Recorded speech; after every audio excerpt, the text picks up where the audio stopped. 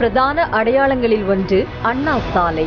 தந்தை பெரியார், அறிஞர் அண்ணா, கலைஞர் கருணாநிதி, எம்ஜிஆர் ஆகியோரின் திருவுருவ சிலைகள் மற்றும் 50 ஆண்டுகள் பழமையான அண்ணா மேம்பாலம் என பல வரலாற்று நினைவுகளை தாங்கி நிற்கும் அண்ணா சாலையில் 24 மணி நேரமும் வாகன போக்குவரத்து இருந்து கொண்டே இருக்கும்.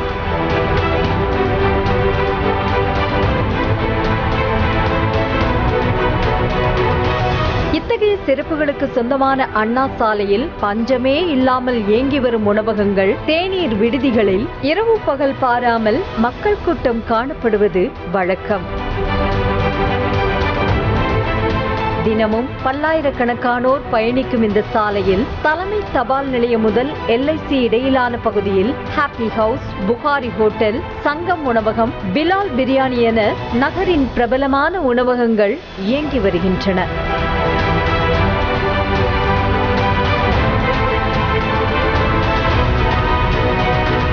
இந்த உணவகங்களுக்கு வரும் வாடிக்கையாளர்கள் தங்களது வாகனங்களை சாலை ஓரங்களிலேயே நிறுத்திவிட்டு செல்வதால் இரவு நேரங்களில் கடும் போக்குவரத்து நெரிசல் ஏற்பட்டு அவ்வழியாக செல்லும் பிற வாகன ஓட்டிகள் பெரும் சிரமத்திற்கு ஆளாகின்றனர். மேலும் இந்த உணவகங்களின் அருகிலேயே கழிவுநீர் கால்வாய்க்கான பணிகள் நடைபெற்று வருவதால் சாலையும் குறுகலாகவே காணப்படுகிறது. இதனால் போக்குவரத்து நெரிசல் ஏற்பட்டு விபத்து நடக்கும் அபாயம் நிலவுகிறது.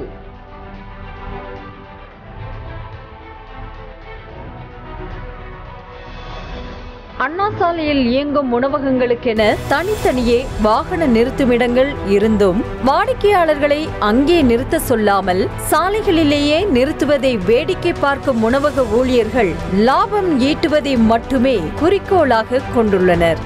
சாலையோரம் நிறுத்தப்பட்டிருந்த வாகனங்களை காட்சிப்பதிவு செய்வதற்காக நமது ஒளிப்பதிவாளர் முயன்றபோது எங்கிருந்தோ வந்த உணவக ஊழியர்கள் கைகளில் பச்சை விளக்கரியும் டிராபிக் லைட்டுகளோடு வாகனங்களை சாலையில் இருந்து எடுக்க சொல்லி வலியுறுத்தி அடுத்த 5 நிமிடங்களில் வாகன இடையூறின்றி சரி செய்தனர்.